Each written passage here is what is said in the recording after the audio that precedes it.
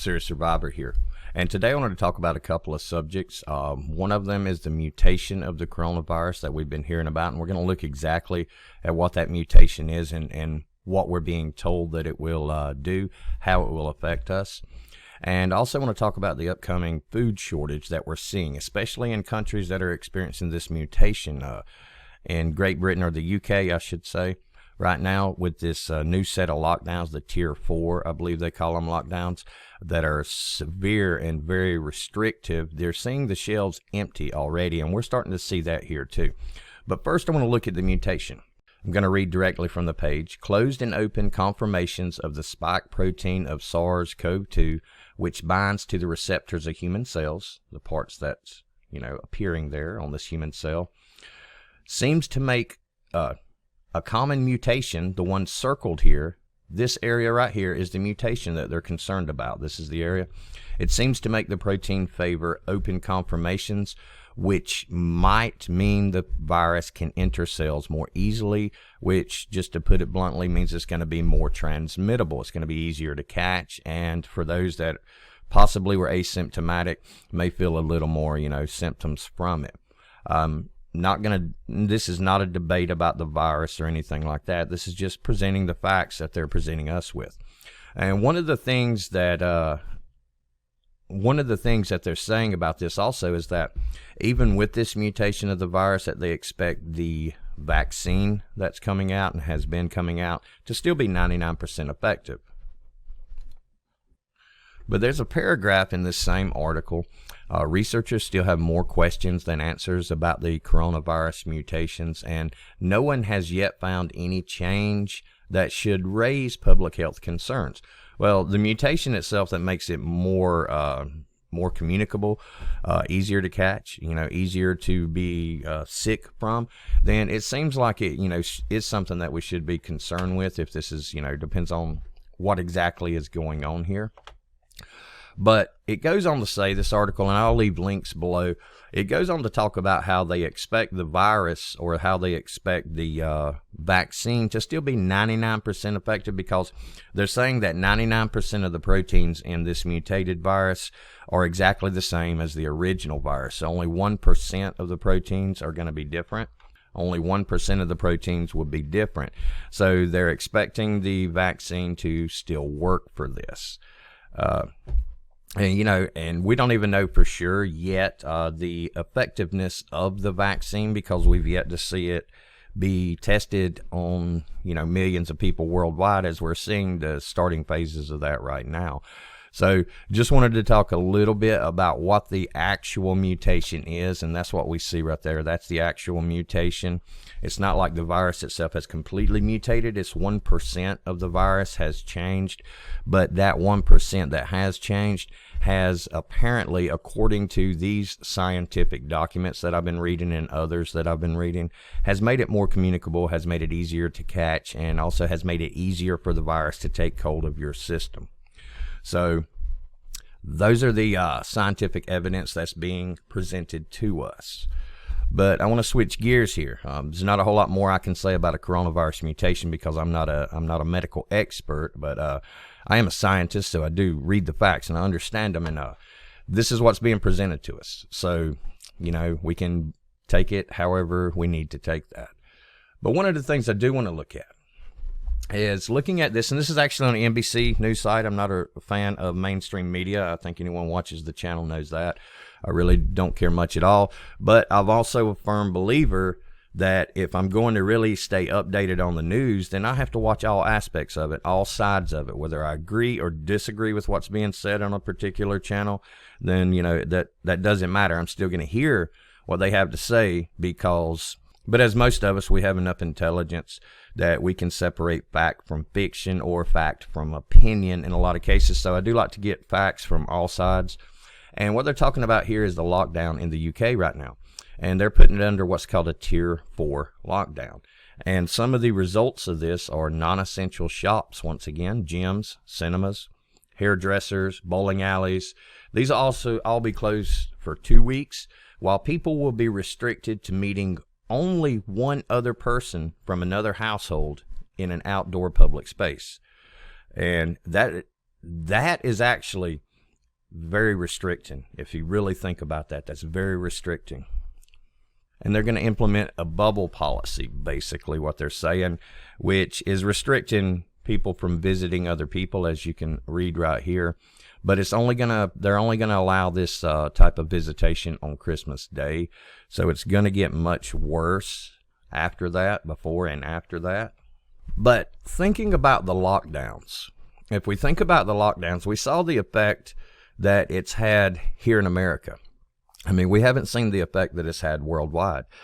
Some countries locked down, some didn't. There's still some countries out there that, are not locked down whatsoever, and they're actually doing all right. And I'm going to talk about that in a video coming up in the next day or two, because I want to just sort of bring that to light on how some countries that are considered third world countries are really unaffected by this when we're affected at the rate that we're affected. So the lockdowns and this virus mutation, this is going to cause a bigger panic than what we've already seen. And I remember when the coronavirus first hit and the lockdowns first hit up here in Michigan. I don't know how it was in your part of the country. It became extremely difficult to find a lot of items.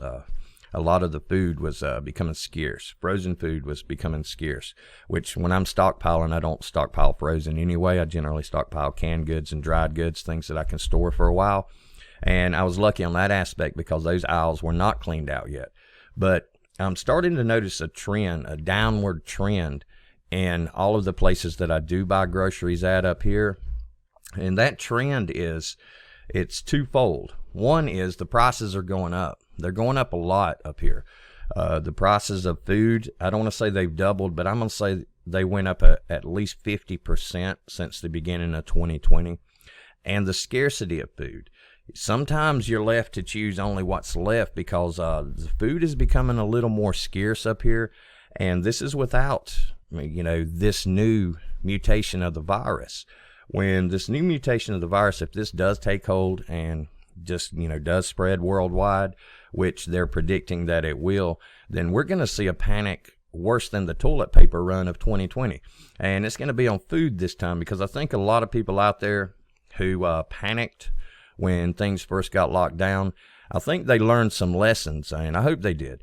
And one of the lessons should be is you need more food than toilet paper. And that's where the problem's going to come in, because we only produce so much food. The grocery stores only store so much food. Most of the things are JIT, just-in-time delivery. They don't have huge warehouses like they used to in the 70s, 80s, and 90s. Now it's semi-trucks pulling up every day, unloading the goods that are going to be sold that day. So when people hit the stores early in the morning and they pretty much purchase everything, then you're left without if you're not there soon enough or if you're not already prepared. And that's the importance of being already prepared. And I urge everyone out there who has not, and most of the people that watch my channel, I feel like most of y'all are serious or, seasoned preppers. And I think that we all are on the same wavelength on this type of thing. But that's something that we really need to stock up more on right now. Because if this lockdown, if this new mutation of the virus does cause another wave of lockdowns, which it very well might, we've already seen they'll lock it down for a virus that was 99.9% of people were recovering. And I'm not making light at all of the ones who got sick from it. So before I get any hate from that, I'm not doing that. I'm just saying overall, most people did recover from this, and yet the entire nation, the entire world pretty much got locked down for it. Now we're going to have this new mutation that's, I guarantee you, it's going to spread. It's going to spread.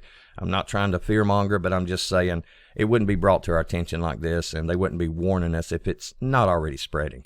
So we're going to see this spread pretty much throughout the world like we did the original one.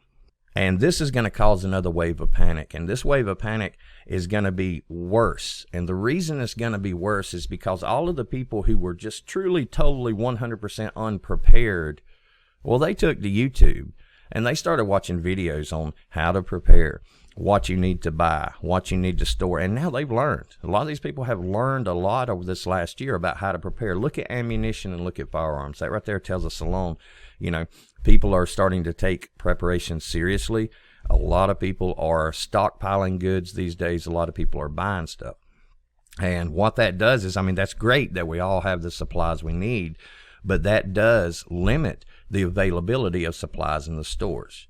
So I recommend, I know that me personally, I'm going to be out this week and I'm going to be replenishing my stockpiles. I mean, I've got plenty, but I'm definitely not going to just sit around and let that sit. I'm going to build up on it as much as I can over the next few weeks, because if this series of lockdowns does happen, and just say this virus is as transmittable as they're saying now with this new mutation, then these lockdowns are going to be a lot more draconian. They're going to be a lot stricter than they have in the past, because the lockdowns we've done in the past, the people that they affected were, just average middle class folks.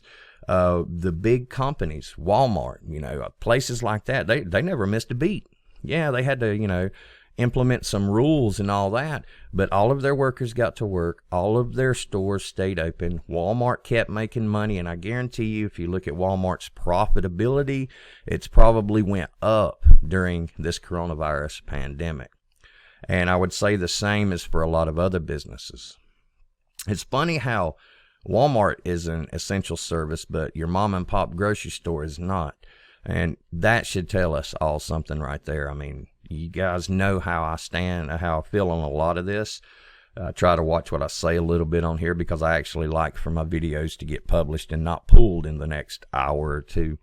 But the thing is, if we experience another round of lockdowns, then a lot of people are going to be in a dire financial situation. And if we think about the things we need most to survive, food is one of those things, and water. So I really urge everyone who hasn't done it yet, really evaluate your preparations. Make a chart, plan your meals. A lot of people like to get into, intense details like that. They'll plan their meals so they know that they've got enough supplies to at least prepare these meals for the next few months or however long that this may last. This is not going away, y'all. It's not going away. The vaccine they've got out, we're seeing a new mutation already, so this is not going away. And we really need to focus on what's going to be coming in 2021. And 2021 is going to bring some things we've never faced before. So we must prepare the best we can. Just wanted a short little video to talk a little bit about that today. I'm going to look at some more stuff here coming up on the channel. We're going to look at the possibilities of civil war. We're going to look at the possibilities of an invasion. And when I say military invasion, I don't mean troops rolling up on our coastline. I don't see that happening. But a soft invasion. Think about that. A soft invasion. They're invited here to help us out, like the UN and places or groups like that. That's something that we really need to put some thought into, and I'm going to be talking about over the next few days. Going to be doing a lot more simple videos like this, because I really want to talk about some things. Well, I hope everybody's at least having a good day today. I want to wish everybody a Merry Christmas, and thanks a lot for watching. God bless, and for now, Seer Survivor, out.